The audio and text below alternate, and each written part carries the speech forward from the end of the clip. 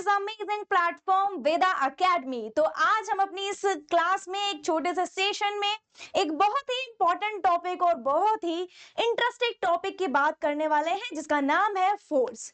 अब फोर्स ये जो टॉपिक है ये ना केवल क्लास 8th में काम आएगा, आपके 9th में, 10th में, और जब आप फिजिक्स को जितना आगे ले जाओगे ना उसमें ये एक बेस होगा। तो कहने का मतलब है कि मैंने जो टर्म फिजिक्स ये जो बोला है ना, साइंस के अपने 3 डिवाइडेशन होते हैं, एक होता है केमिस्ट्री, एक होता है फिजिक्स, एक होता है बायोलॉजी, जिसमें से फिजिक्स का जो पार्ट है उसका उसका वहां से ये जो सेगमेंट है लिया गया है। मतलब फोर्स एंड प्रेशर जो आपके में चैप्टर है उसका जो फर्स्ट टॉपिक फोर्स है, तो ये आज हम करने वाले हैं और ये फिजिक्स का पार्ट है। Force and pressure chapter physics का पार्ट है, मतलब ये समझाना आपको जरूरी था, कुछ बच्चों को पता नहीं होता है। तो फोर्स के बारे में आज हम समझने वाले हैं। I am your science expert and your mentor Pratibha. अब हम बात कर रहे हैं फोर्स की, तो कुछ चीजें हैं जो मैं आपको बताऊंगी, लेकिन उससे पहले कुछ चीजें फोर्स के बारे में मैं आपको बताऊंगी, लेकिन उससे पहले मुझे आप सबसे एक क्वेश्चन पूछना है। मेरा क्वेश्चन आपके लिए ये है कि पीछे जो आपको ये 3 सिचुएशंस दिख रही हैं, मैं केवल 3 सिचुएशंस लेकर के आई हूं, ये 3 सिचुएशन में बेटा जी कॉमन क्या है? मैंने बोला कि इन तीनों सिचुएशन में पहले इसको देखो, फिर इसको देखो, फिर इसको देखो, फिर से इसको देखो, इसको देखो, इसको देखो, और देखो जरा ध्यान से, ऑब्जर्व करो, अपना माइंड दौड़ाओ जरा और बताओ कि इन तीनों सिचुएशन में what is common, what is happening, हो क्या रहा है, क्या चीज आपको ऑब्जर्व करने मिल रही है।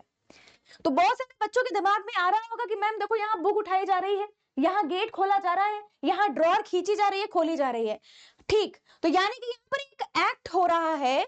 आपकी जो आप चीज सोच रहे होगे अपने माइंड में इस टाइम पर, उसको थोड़ा सा मैं समराइज कर देती हूँ और टू द पॉइंट बता देती हूँ कि आप शायद ये कहना चाहते हो कि मैम यहाँ यहाँ यहाँ एक एक्ट काम कर रहा है, जिसको हम उस एक्ट को हम नाम दे रहे हैं कि यहाँ पर मैम ना पुश या पुल का यूज किया जा रहा है, पुश और पुल का यूज किया जा रहा है। या तो पुश हो रहा है, यहाँ पर पुश किया जा रहा है, या फिर पुल किया जा रहा है। जैसे ड्रॉर को खोला तो पुल किया, जैसे दरवाजे को खोला तो पुल किया, जैसे बुक्स को उठाया तो एक एक कहते हैं ना, थोड़ा सा दम लगा करके पावर के साथ में इसको क्या किया हमने, बुक्स को उठाया। भाई जब किताबों को उठाते हो तो एक पावर चाहिए होती है, ताकत चाहिए होती है, हाथों को थोड़ा सा ले जाते हो, बुक को उठाते हो, क्या किया, उसको भी अपने तरफ एक तरीके से कह सकते हैं पुल किया, या अपने तरफ उठाया, ऊपर के लिए उठाया, पुल किया।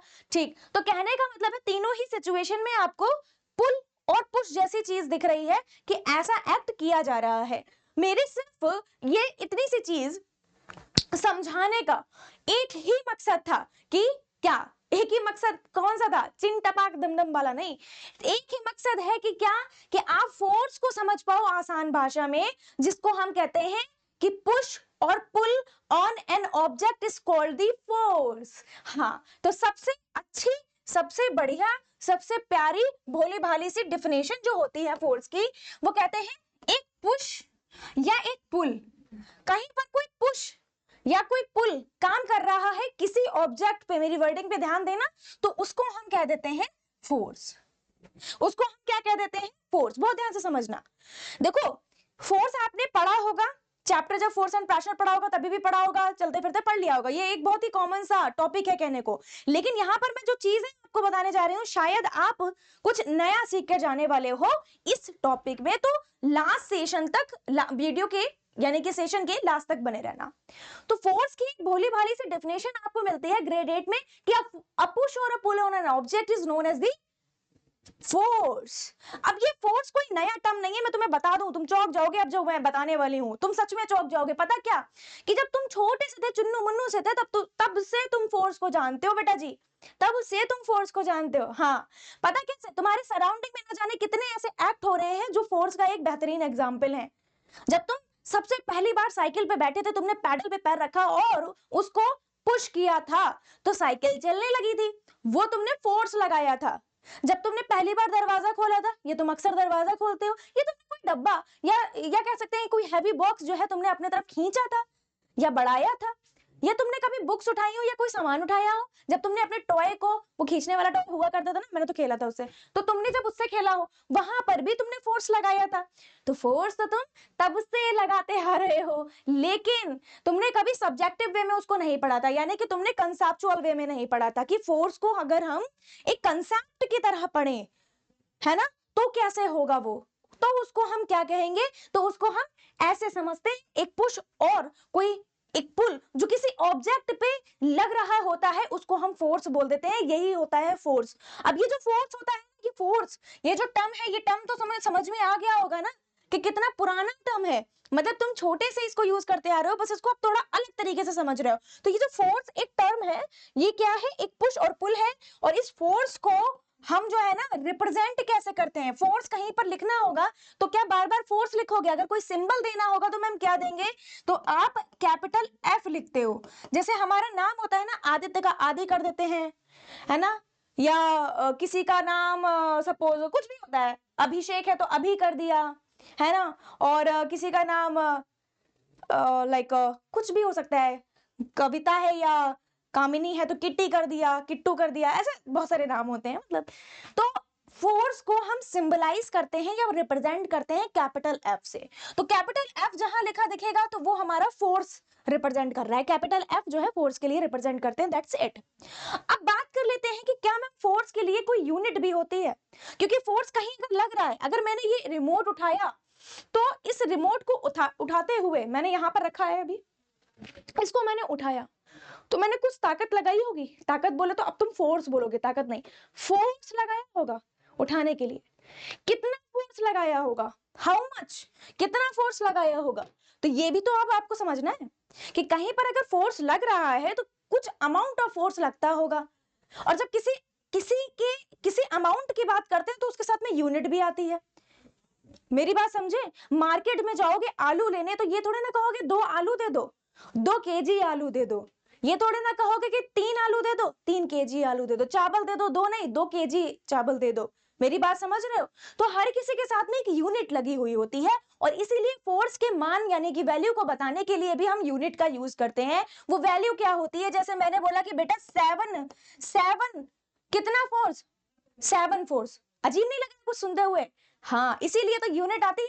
तो यहां पर यूनिट आ जाएगी क्या, न्यूटन, न्यूटन, नाम सुना सुना लग रहा है क्या, लग रहा होगा।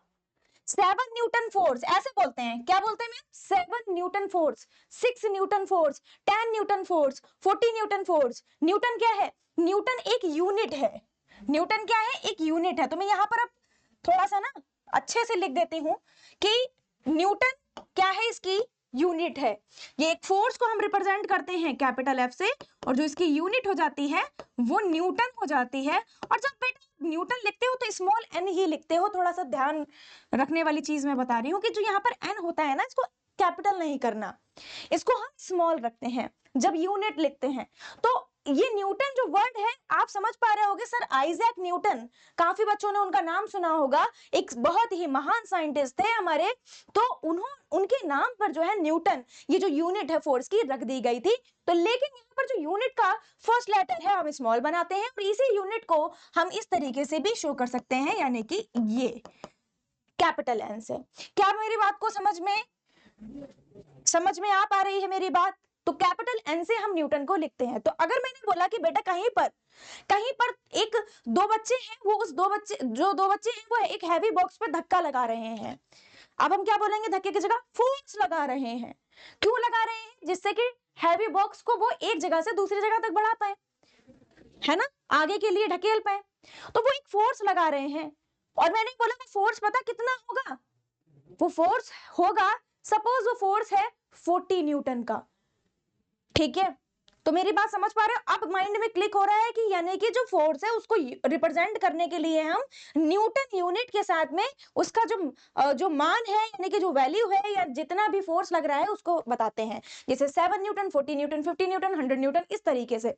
ठीक, तो यूनिट आपको समझ में आ गया है, फोर्स समझ में आ गया है, रिप्रेजेंट करते हैं एफ से, ये मैंने आपको बता ही दिया है। और साथ ही साथ एक बात और समझ लेना कि यहां पर जो यूनिट न्यूटन है, ये यूनिट जो है ना वो एसआई यूनिट है। कैसी यूनिट है, एसआई यूनिट है।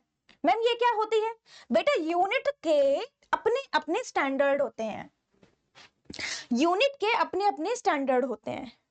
स्टैंडर्ड का मतलब है अलग अलग टाइप की यूनिट्स होती हैं, और जिसमें टोटल यूनिट्स कितनी होती हैं, 3। एक को बोलते हैं एसआई या एमकेएस, दूसरा होता है सीजीएस, CGS, ठीक है, CGS, और तीसरा FPS होता है। इसकी बातें आप कम करोगे लेकिन इनकी बातें आप खूब करोगे। तो MKS या जिसको हम SI यूनिट भी बोल देते हैं वो है हमारी न्यूटन, ठीक है। और जो हमारी CGS यूनिट होती है किसकी, फोर्स की, ये हम फोर्स की यूनिट पढ़ रहे हैं, यूनिट ऑफ फोर्स पढ़ रहे हैं। तो ऐसे ही CGS यूनिट जो होती है वो क्या होती है, यहां पर लिख देते हैं unit of force in MKS और SI, ठीक है। और unit of force in CGS, अगर CGS में जाननी हो तो क्या होगी मैम, वो भी अभी बेटा आपको मैं बता रही हूं क्या होगी। CGS में जो यूनिट हो जाती है वो यूनिट होती है ग्राम सेंटीमीटर पर सेकंड स्क्वायर, जिसको हम एक और नाम से भी जानते हैं जिसे हम बोल देते हैं डाइन। क्या बोल देते हैं, डाइन, ठीक है। तो ग्राम सेंटीमीटर पर सेकंड स्क्वायर, या हम उसे डाइन बोल देंगे। ये हमारी CGS यूनिट हो जाती है। क्वेश्चन काफी पूछा जाता है यहां से, ठीक है बेटा जी। तो ये फोर्स की, आपने फोर्स की डेफिनेशन समझी, आपने उसका किस तरीके से रिप्रेजेंटेशन होता है वो समझा, आपने उसकी यूनिट को समझा, दोनों ही में, MKS में और CGS में, ठीक है। तो यूनिट आपने समझ ली। अब एक बहुत ही बेहतरीन मैं बात आगे आपको बताऊंगी, लेकिन उससे पहले आपको फॉर्मूला समझना होगा जो फोर्स का फॉर्मूला होता है। बहुत सारे बच्चे थोड़ा सा कंफ्यूज हो जाते हैं यहाँ पे कि मैम ये जो फॉर्मूला हम पढ़ते हैं ना पे, उसका मतलब पूरी तरीके से जरा बता दीजिए हमें, कौन सा वाला फॉर्मूला। ये एक फॉर्मूला होता है, कहाँ गया भाई कहाँ गया, ये तो हमने वही बात पढ़ ली है कि जो यूनिट होती है वो क्या होती है। सर आइजैक न्यूटन का जो फोटो है यहाँ पर दिया हुआ है, जिससे थोड़ा सा और ध्यान रहे, कोई चीज हम देखते हैं तो ज्यादा ध्यान रहती है। तो here it is the formula. Formula क्या होता है, F is equals to MA, F is equals to MA। जहां मैंने बताया था कि F क्या होता है, फोर्स होता है, M क्या होगा यहाँ, मास होगा, इनटू A क्या होगा यहाँ बेटा, एक्सेलरेशन होगा, एक्सेलरेशन होगा। क्या मेरी बात समझ पाए। फोर्स आपने अभी अभी पढ़ा, मास आप जानते हो। अगर मैं अभी के क्लास 8 के लेवल पे बताऊं तो जैसे मैं पूछूंगी, हर एक वस्तु का, हर एक ऑब्जेक्ट का एक मास होता है अपना, मेरी बात समझ पा रहे हो। तो मास होता है क्योंकि आपने कोई भी आप अपने अराउंड चीज देखोगे उसमें कुछ ना कुछ मास होगा, ठीक है, जो कुछ जगह भी घेर रहा होगा तो उसमें अपना कुछ मास होगा। जैसे हमारा और आपका भी अपना अपना कुछ मास होगा। आपका मास क्या है, जिसको हम सिंपल भाषा में ऐसे भी बोल सकते हैं कि वेट क्या है। ऑल्दो ये चीजें जाकर के आगे डिफरेंट हो जाती हैं, मतलब इसमें भी डिफरेंशिएशन आते हैं बेटा, किसमें, मास और वेट में, लेकिन अभी हम उसकी बात नहीं कर रहे हैं। मास जैसे आपका, आप कहोगे मैम 36 kg, 40 kg, या जैसा भी 15 kg के तो नहीं होगे, तो जितना भी होगा कुछ मास होगा। एक्सेलरेशन की अगर बात करें बेटा, एक्सेलरेशन ये थोड़ा सा आगे पढ़ने को आपको मिल जाएगा और यहाँ पर थोड़ा सा खिंच जाएगा टॉपिक, तो इसलिए हम यहाँ पर अभी इसकी बात नहीं कर रहे हैं। एक्सेलरेशन है क्या, अगर हम देखें तो force is equals to mass into acceleration. तो एक्सेलरेशन एक्चुअल में कह सकते हैं वेलोसिटी है। वेलोसिटी के कंसेप्ट को समझना पड़ता है और उससे भी पहले आपको बहुत सारी चीजें समझनी पड़ती हैं, तो इसलिए मैं यहाँ पर इसको स्किप कर रही हूँ, जरूरी नहीं है। बस आपको फॉर्मूला याद होना चाहिए, force is equals to mass, जिसको हम m से रिप्रेजेंट करते हैं, a जिसको हम एक्सेलरेशन से रिप्रेजेंट करते हैं। तो इसको हमने ऐसे लिख दिया, F is equals to m into a। अब समझ में आ रहा है a क्या है, अब समझ में आ रहा है m क्या है, और f तो पता ही था। अब यहाँ पर अगर बात करें कि फॉर्मूला तो मैम समझ में आ गया, अब आप जो बात बताने वाली थी वो बता दीजिए। वो बात ये थी कि दरअसल अगर आपको फॉर्मूला पता है तो आप ये निकाल सकते हो कि 1 न्यूटन की जो वैल्यू है वो कितनी होती है, किसमें, डाइन में। डाइन क्या है, एक CGS यूनिट है। अगर हमें 1 न्यूटन निकालना हो कितने डाइन के बराबर होता है, 1 newton is equal to the how much dyne, तो वो हम यहां से निकाल सकते हैं, ऐसा क्वेश्चन पूछा जाता है। ठीक, एक तो ये चीज हो गई, तो वो मैं आपको अभी बताने वाली हूं कि कैसे 1 न्यूटन को जो है डाइन में हम कन्वर्ट कर सकते हैं। दूसरी चीज आपको एक और मैं बता दूं कि जैसे हम लोग ने अभी पीछे पढ़ा कि न्यूटन होता है, इसका जो यूनिट होती है वो न्यूटन होती है। आप लोगों ने थोड़ा सा सोचा होगा यहाँ पर कि न्यूटन है क्या, तो आपने कहा कि मैम ने अभी बताया है कि साइंटिस्ट के नाम पर रखा गया, लेकिन न्यूटन का कुछ फील करके तो देखा जाए। जैसे मैं बोलूं कि 10 किलो, 10 kg, तो 10 kg का हो सकता है कि घर में कोई आटा या गेहूं की बोरी रखी हो और आपने कभी उठाई हो, या 5 kg में बोलूं, या हो सकता है 2 kg बोलूं तो हो सकता है कभी आपने वेट उठाया हो, वेट किसी भी तरीके का, या कभी सब्जी वाले भैया के पास गए हो तो वो जो बाट यानी कि वेट रखे हुए थे उनको उठा करके देख लिया हो, तो वो ऐसी चीजें तो आपने छुई हैं, टच की है, उसको फील किया है, पकड़ करके देखा है और उसका वजन भी जानते हो। लेकिन न्यूटन का वजन हो सकता है कुछ बच्चों के माइंड में आ रहा हो कि मैम अगर बता देते तो ज्यादा अच्छा होता। तो मैं आपको एक बहुत ही इंटरेस्टिंग बात बताने जा रही हूँ। क्या वो बात ये है कि अगर आप 1 न्यूटन का मान जानना चाहते हो या 1 न्यूटन का वजन कितना होता है फील करना चाहते हो, तो एक बार जाना सब्जी वाली दुकान पे, ध्यान से सुनना, और सब्जी वाली दुकान पर जा करके उनसे कहना, किनसे, भैया से कहना, सब्जी वाले अंकल से कहना कि अंकल मुझे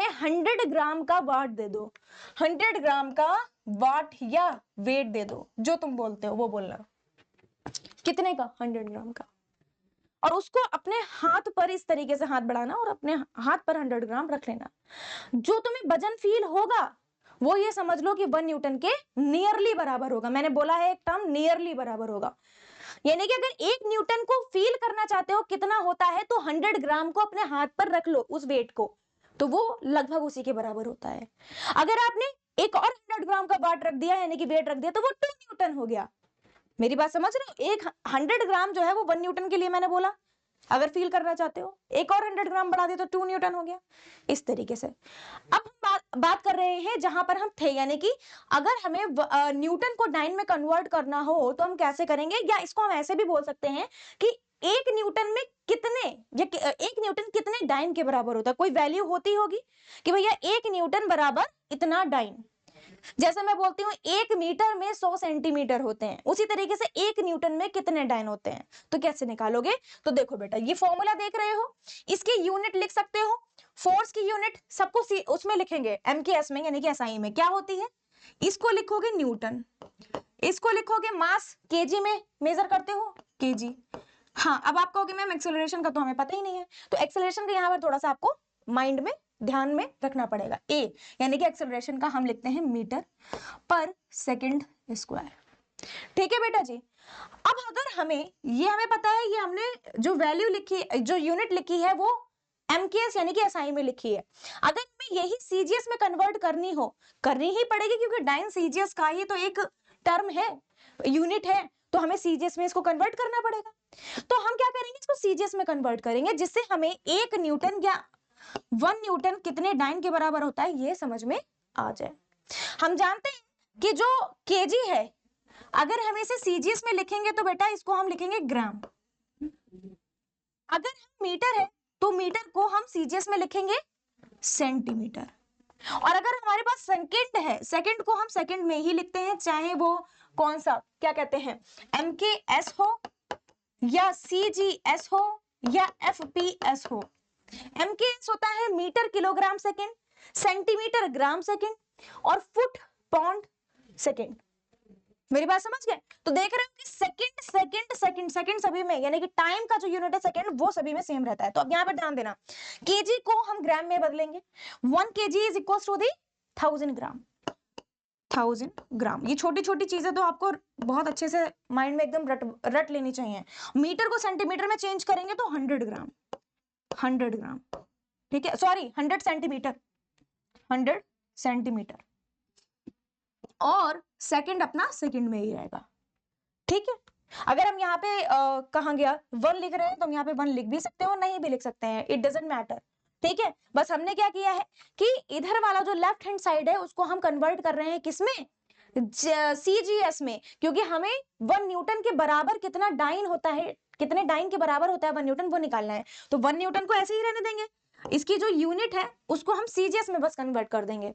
तो देखो यहाँ पर क्या होगा, 3 जीरो और 2 जीरो, यानी कि 10 की पावर 3 ग्राम। ग्राम को हम केवल जी से भी लिख सकते हैं, इस तरीके से, कहां गया, कहीं लिखा था, पीछे लिखा था, और केवल हम इस तरीके से भी लिख सकते हैं, इनटू 100 यानी कि 10 की पावर 2 सेंटीमीटर पर सेकंड स्क्वायर। मैथ्स के सर ने आपको बताया होगा कि 3 जीरो है तो 10 की पावर 3, 2 जीरो है तो 10 की पावर 2। अब देखो होता क्या है, मैथ वाले सर ने एक और भी चीज बताई होगी, अगर हमारे पास में कुछ इस तरीके से चीज दी हुई है और आधार सेम है और पावर वहां पर जुड़ जाती है, ठीक है, गुणा में अगर यहाँ पर इस तरीके की कंडीशन दी है तो यहाँ पर सेम ही बन रही है, तो 10 की पावर 5 हो जाएगा और ये हो जाएगा ग्राम सेंटीमीटर पर सेकंड स्क्वायर। और हम जानते हैं कि ग्राम सेंटीमीटर पर सेकंड स्क्वायर जो होता है वो किसके बराबर होता है, डाइन के बराबर होता है। नहीं पता था तो पता कर लो कि इतनी जो चीज होती है वो डाइन के बराबर होती है। और इधर हमारा न्यूटन तो चल ही रहा था, तो 1 न्यूटन किसके बराबर हो जाएगा, 1 न्यूटन किसके बराबर हो जाएगा, 10⁵ डाइन के बराबर हो जाएगा। तो ऐसे क्वेश्चन पूछ लिया जाएगा कि जो 1 न्यूटन होता है कितने डाइन के बराबर होता है, ये 1 न्यूटन बराबर कितनी वैल्यू होती है। 1 न्यूटन को अगर हमें डाइन में कन्वर्ट करना हो तो कैसे करेंगे, तो डेरिवेशन दिखा दो। 1 न्यूटन की जो वैल्यू होती है वो डाइन में नहीं सीजीएस में कितने के बराबर होती है, मतलब अलग अलग तरीके से। तो अगर आपने ये समझ लिया है तो अच्छे से समझ लोगे। मैं फिर से बता दे रही हूँ, हमने कुछ नहीं किया, फॉर्मूले की यूनिट लिखी थी एमकेएस में यानी कि एसआई में, उसको हमने सीजीएस में कन्वर्ट किया। हमें 1 न्यूटन का मान निकालना है तो 1 न्यूटन तो ऐसे ही रहेगा, लेकिन इसको हम सीजीएस में कन्वर्ट करेंगे। कन्वर्ट करेंगे तो केजी का ग्राम हो जाएगा, मीटर का सेंटीमीटर हो जाएगा, सेकंड ही रहेगा। तो इस तरीके से बेटा हमारे पास में जो मान आएगा वो 10⁵ डाइन आएगा। और ये चीज आप समझ पा रहे होगे जो मैंने आपको पहले बताई थी, ठीक है, समझ में आया। अब हमने फोर्स में कितनी चीजें पढ़ ली, फोर्स की डेफिनेशन, यूनिट, सिंबल, और उसकी जो यूनिट है वो भी सीजीएस और एमकेएस दोनों में, उसका जो फॉर्मूला है वो, और डेरिवेशन जो है, और उसको डाइन में कैसे कन्वर्ट करते हैं वो। ठीक है बेटा जी, मतलब डेरिवेशन के थ्रू ही हमने सीखा कि डाइन में कैसे कन्वर्ट करते हैं। आई होप आपको समझ में आया होगा। अब आपको ये चीज समझ में आ रही होगी, ये आपको टफ नहीं लग रही होगी। हाँ, आपको ये थोड़ा सा अभी के लिए ध्यान रखना पड़ेगा, ठीक है। आगे बढ़ते हैं, अब बात कर लेते हैं कि जो फोर्स है, एक और टर्म जो है वो हम, एक फैक्ट है जो समझ लेते हैं कि जो फोर्स होता है ना, force are due to an interaction, लिखा हुआ देख रहे होगे। अभी मैंने बताया कि बेटा फोर्स है क्या, मैंने बुक वाला एग्जांपल दिया था कि बुक को उठा रहे हैं, ड्रॉअर को खींच रहे हैं, दरवाजा खोल रहे हैं, एक लड़का धक्का मार रहा है हैवी बॉक्स को, जितने भी ऐसे एक्ट है सभी में एक फोर्स काम कर रहा है। फोर्स कैसे काम कर रहा था, जब आपने देखा कि कहीं पर इंटरैक्शन हो रहा है, मैंने इस तरीके से किया, मैंने ऐसे किया, ये एक इंटरैक्शन हुआ, मैंने ये रिमोट इस तरीके से किया तो ये एक इंटरैक्शन हुआ, छूट जाता तो गड़बड़ होती, लेकिन नहीं छूटता, प्रैक्टिस।